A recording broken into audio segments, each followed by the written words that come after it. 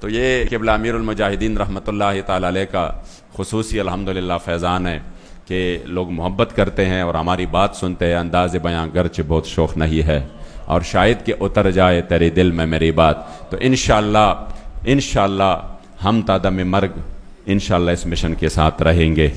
اور بغدادی صاحب نے فرمایا نا کہ لوگ آ کے اب پہلے مرکز کو دیکھتے تھے. یہ آپ کے کراچی والے جب ادھر آئے تھے، یہ فیصل واوڈا، اور میں اس کا گواہ ہوں، جب اندر آئے تو مجھے کہا کہ وہ آپ کا مرکز. میں نے کہا یہی ہمارا مرکز ہے. تو مجھے بتایا بابا جی یہاں پہ رہتے تھے. میں نے کہا جی یہاں پہ رہتے تھے، وہ سامنے ان کا گھر ہے. تو کہہ رہا کہ اب سعد صاحب جو ہے امیر محترم کا نام لیا، وہ بھی یہاں پہ رہتے ہیں. میں نے کہا حضور وہ بھی یہاں پہ رہتے ہیں. تو سامنے وہ چھوٹا سا کمرہ تھا، تو اسی کمرے میں جب بٹایا تو وہ ادھر ادھر دیکھنے لگا. اسی وقت ان پر ہیبت طاری ہو گئی. اور پھر جب وہ امیر محترم آئے، بات تو ہم اس کو پہنچا چکے تھے مذاکرات میں، جو انہوں نے ہمیں آفرز دیے، یہ کراچی ہے اور یہ بات میں نے بار بار کی ہے.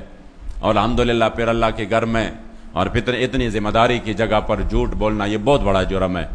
اور یہ بار بار میں نے پشتو میں، اردو میں، یہ ہے سوشل میڈیا پر، کہ انہوں نے ہمیں کہا نا کہ آپ اس معاہدے سے پیچھے ہٹ جائے تو ہم آپ کو یہ دیں گے، ہم آپ کو یہ دیں گے، تو ہم آپ کو یہ دیں گے. بہت سارے انہوں نے ہمیں آفرز کیے، سینٹ بھی دیں گے، ہم آپ کو آن دا اسپاٹ جتنا پیسہ آپ مانگتے ہیں ہم آپ کو پیسہ بھی دیں گے. اور یہ نہیں کہ ہم یہ پیسہ اس لیے دے رہے ہیں کہ ہم آپ کو خرید رہے ہیں. نہیں، آپ تو ماشاءاللہ دین کا اتنا کام کر رہے ہیں کہ ہم یہی چاہتے ہیں کہ ابھی آپ ایک مسجد میں کر رہے ہیں تو ہم آپ کو بازار میں لے کے چلے.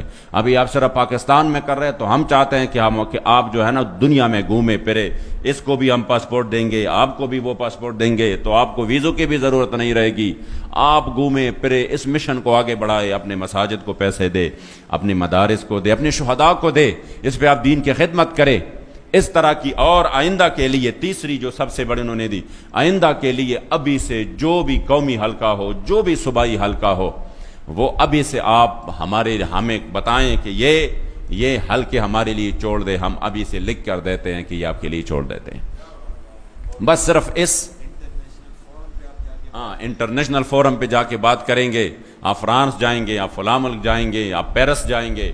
ان کا یہ مطلب تھا کہ یہ جو ہے نا مولوی ہے، اب ان کی آنکھ اس طرح کھلی رہ جائیں گی کہ یہ تو معاملہ ٹھیک ہوا تو ٹھیک ہے، ہم جو ہے نا اس میں یہ کرتے ہیں وہ کرتے ہیں. جب بات کی تو ہمیں تو امیر صاحب نے کلم کلا جو ہمیں انہوں نے بات کی تھی ترجمانی کے طور پر، ہم نے وہ بات آگے پہنچائی ان کو کہ ہمارا تو مقصد یہ نہیں ہے، ہمارا تو مقصد یہی ہے کہ جو ہمارے سامنے معاہدہ ہو چکا ہے اس پر عمل اب کیسا ہوگا.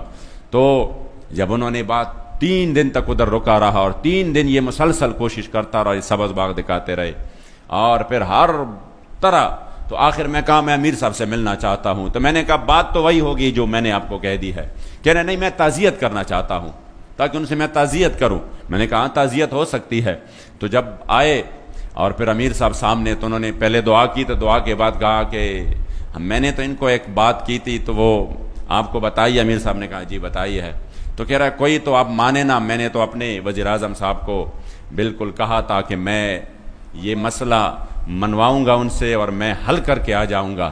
تو آپ نے تو 3 دن میں نے یہاں پہ گزارے، تو کم از کم ایک بات تو آپ مان لینا.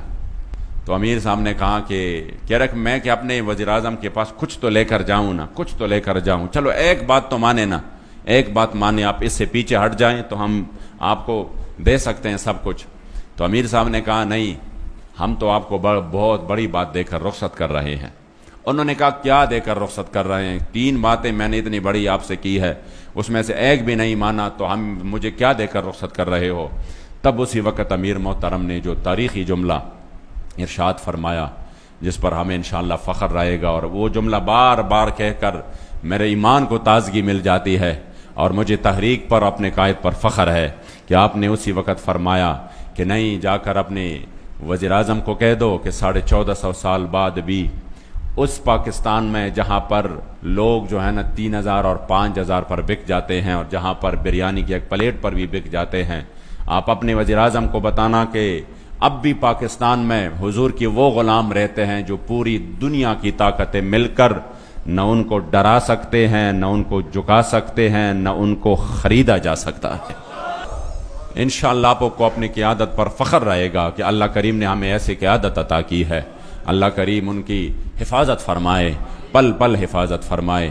میں آپ تمام احباب کا تہ دل سے شکریہ ادا کرتا ہوں، اور یہ امید رکھتا ہوں کہ انشاءاللہ اسی حلقے سے انشاءاللہ تعالی حضرت آپ قومی اسمبلی میں حضور کی عزت ابرو اور ختم نبوت کے پہرہ داری کے لیے انشاءاللہ تعالی ضرور پہنچ جائیں گے۔